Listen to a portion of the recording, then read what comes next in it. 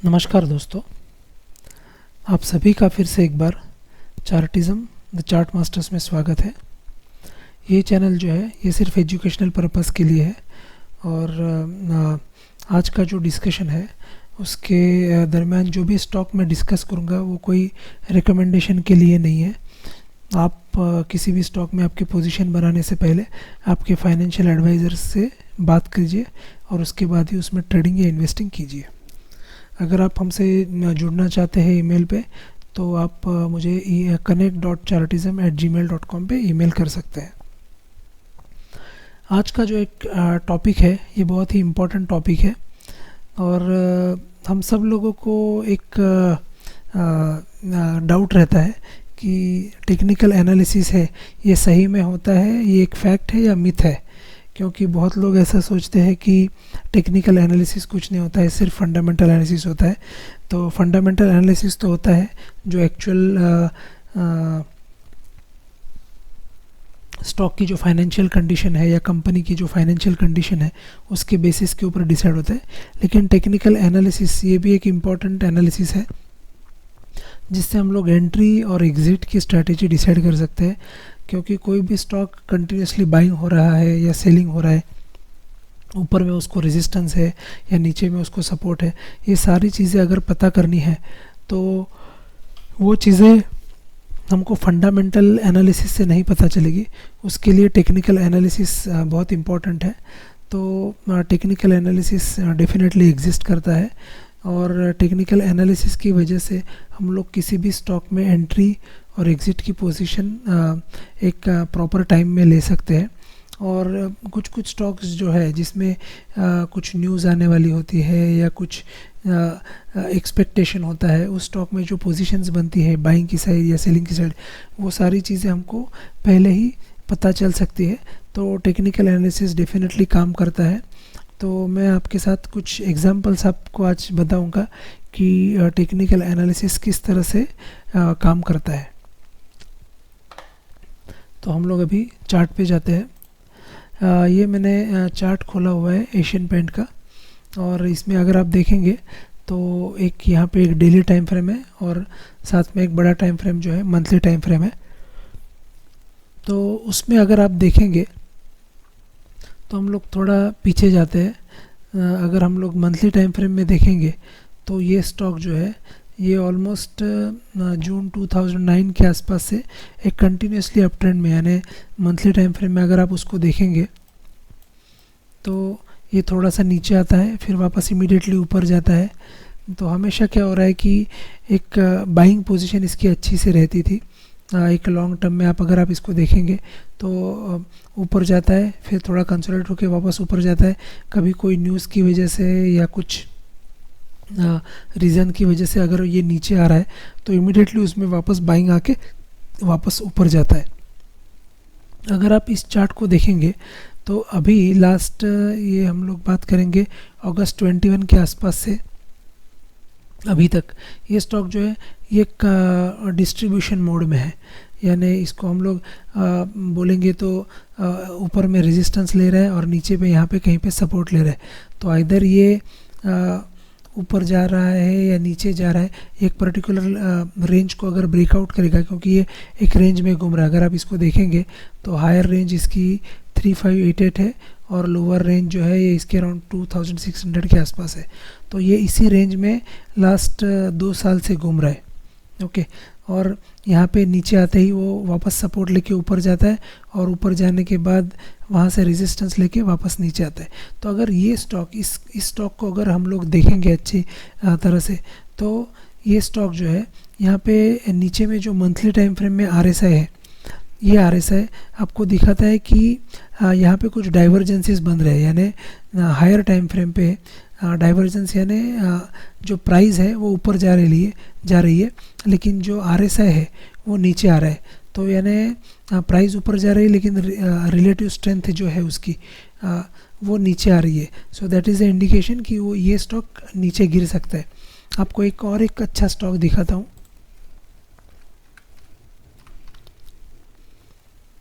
Adani enterprise.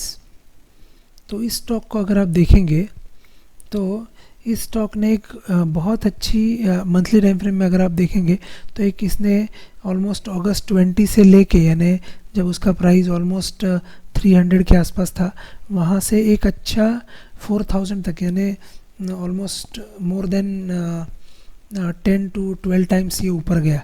300 से लेके यहाँ से इसने ब्रेकआउट दिया था मंथली टाइम फ्रेम में, तो 300 से लेके ये 4000 के आसपास गया था। तो यहाँ तक आप देखेंगे तो ये कंटिन्यूसली एक अप ट्रेंड में था।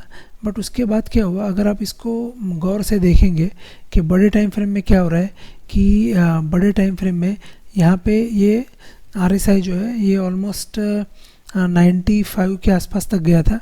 उसके बाद प्राइस उसके ऊपर गई, लेकिन इसका RSI जो है ना, RSI की स्ट्रेंथ, प्राइस ऊपर जाने के बाद भी इसकी RSI की स्ट्रेंथ नीचे आ रही थी। तो इसका मीनिंग क्या है कि प्राइस तो ऊपर जा रहा है लेकिन RSI इसकी स्ट्रेंथ धीरे धीरे कम हो रही है। क्योंकि आप देखेंगे ये जो 95-96 के आसपास था, उस टाइम पे उसकी प्राइस थी 1500 के आसपास, और जब ये 4000 के आसपास गया तो 95 की जगह पे इसका RSI जो है वो 88 हो गया। यानी इसकी स्ट्रेंथ, प्राइस तो बढ़ी लेकिन RSI की स्ट्रेंथ जो है ये कम हो गई। तो इसको अगर आप अच्छे से देखेंगे एक और छोटे टाइम फ्रेम में भी, वीकली टाइम फ्रेम में या डेली टाइम फ्रेम में इसको पैरेलली देखेंगे तो आपको एक अच्छा इंडिकेशन मिलता है कि स्टॉक यहाँ से करेक्ट करने के बहुत ज़्यादा चांसेस है। तो RSI के जो डाइवर्जेंसीज है या इवन MACD के डाइवर्जेंसीज है, ये आपको बहुत अच्छी तरह से पहले बता देते हैं कि स्टॉक में क्या होने वाला है। सिमिलरली अगर आप इसको देखेंगे इस स्टॉक को, तो ये स्टॉक जो है, ये स्टॉक ऑलमोस्ट यहाँ से देखेंगे 2013 से, यानी मे बी 2013 नहीं, लेकिन हम लोग इसके 2017 पकड़ते हैं। 2017 से ओके ऑलमोस्ट 2020, यानी 3 साल तक इसने एक बहुत अच्छे रेंज में रहा, एक कंसोलिडेशन हुआ और उसके बाद इसने ब्रेकआउट दिया। तो इस टाइप के अगर कंसोलिडेशन होता है अगर आप देखेंगे तो ऑलमोस्ट 2 से 2.5 साल का कंसोलिडेशन है। अगर किसी भी स्टॉक में इस तरह का कंसोलिडेशन बड़े टाइम होता है, यानी ये स्टॉक जब कंसोलिडेशन आप देखेंगे तो उस टाइम पे 60 या 70 रुपीज़ के आसपास था और वहाँ से 300 रुपीज़ पे इसने फिर ब्रेकआउट दिया। तो ऑलमोस्ट 2.5 से 3 साल का अगर इसने कंसोलिडेशन किया है और उसके बाद अगर उसने एक ब्रेकआउट दिया है, तो ये इस तरह के स्टॉक जो है ये ऑलमोस्ट 10 टाइम्स से 12 टाइम्स तक ऊपर जाते हैं। अगर आज की डेट में किसी स्टॉक की बात करें तो एक स्टॉक में डिस्कस करना चाहूँगा, आइडिया।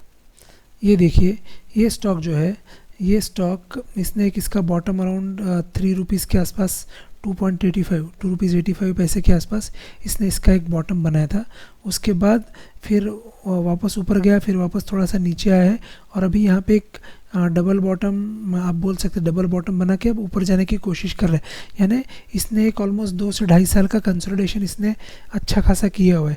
तो इस स्टॉक को आप आपके रडार पे रख सकते हैं।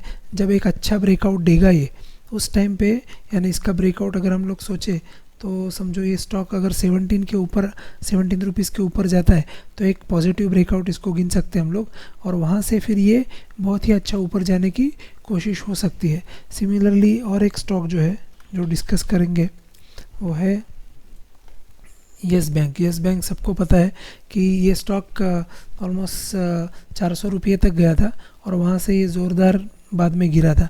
अब इस स्टॉक को अगर आप देखेंगे तो ये स्टॉक 10 रुपये के आसपास इसने एक बॉटम बनाया है और उसके बाद यानी इसका बॉटम जो है 2020 में जुलाई सितंबर 2020 के बीच में हुआ है और वहाँ से ये ऑलमोस्ट 3 साल तक कंसोलिडेशन कर रहा है। ओके, यानी ये इसने इसका जो एक बॉटम बनाया था वहाँ पे ब्रेक नहीं हुआ है और यहाँ पे इसमें कंटिन्यूसली बाइंग आ रही है।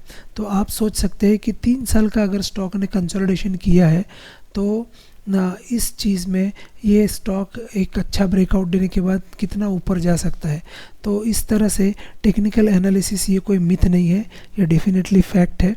और इसके बेसिस के ऊपर एक इसमें ये स्टॉक में अगर अच्छा ब्रेकआउट हमको मिलता है 30-35 रुपीज़ के आसपास, तो इसमें एक वापस अच्छा सा एक पोजीशन लेके इसको हम लोग अच्छे प्रॉफिट के लिए राइड कर सकते हैं।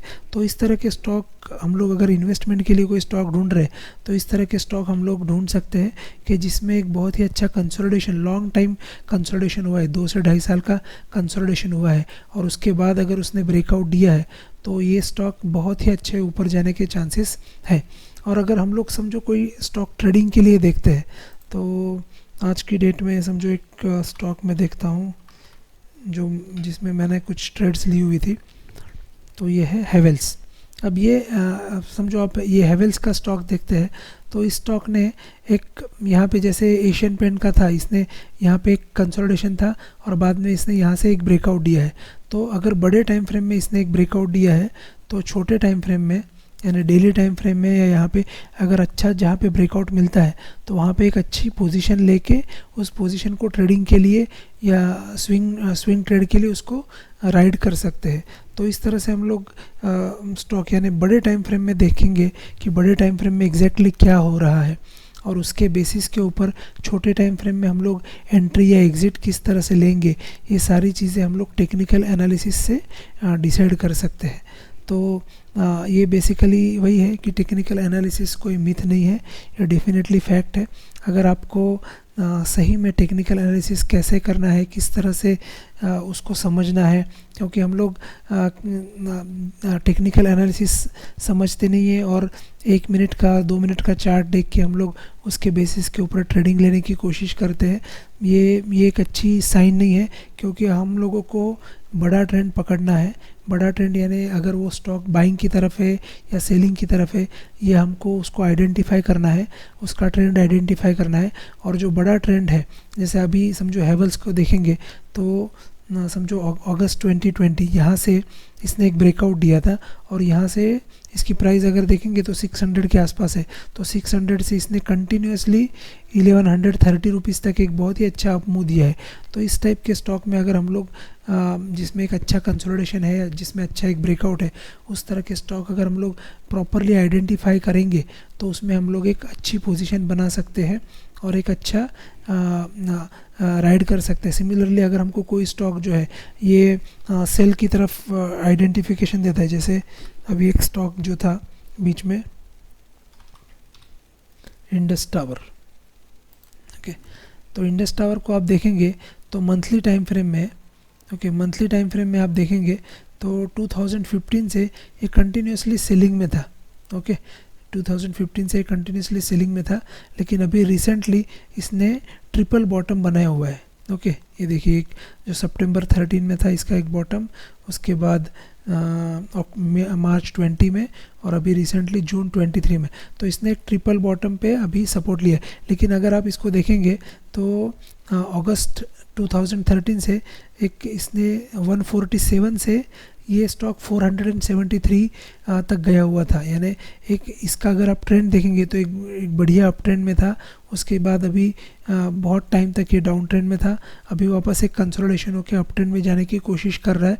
तो इस तरह के स्टॉक अगर बड़े टाइम फ्रेम में हमको जो एक इंडिकेशन मिलता है उसी के बेसिस के ऊपर अगर छोटे टाइम फ्रेम में हमको जहाँ जहाँ पे इसकी अपॉर्चुनिटी मिलती है और जहाँ जहाँ पे सपोर्ट लेके ये ऊपर जाने की कोशिश करता है, उसको हम लोग अगर आइडेंटिफाई करेंगे बड़े ट्रेंड के हिसाब से और उसके बेसिस के ऊपर अगर हम लोग इसमें ट्रेडिंग अपॉर्चुनिटी, स्विंग ट्रेडिंग के लिए अपॉर्चुनिटीज़ ढूंढेंगे तो हमको एक बहुत ही अच्छा फ़ायदा हो सकता है।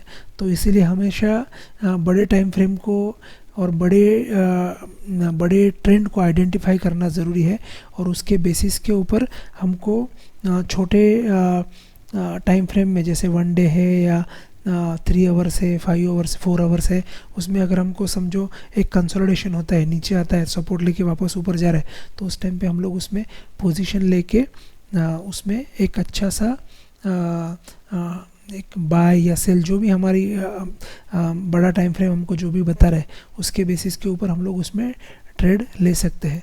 तो डेफिनेटली टेक्निकल एनालिसिस एक फैक्ट है, ये मिथ नहीं है। ओके, तो इसी तरह से कुछ अच्छे कंटेंट अगर आपको चाहिए तो आप मुझसे जुड़िए, इस चैनल को सब्सक्राइब कीजिए, शेयर कीजिए, अपने दोस्तों के साथ इसको शेयर कीजिए, फॉरवर्ड कीजिए और इस चैनल को आगे बढ़ाइए। धन्यवाद।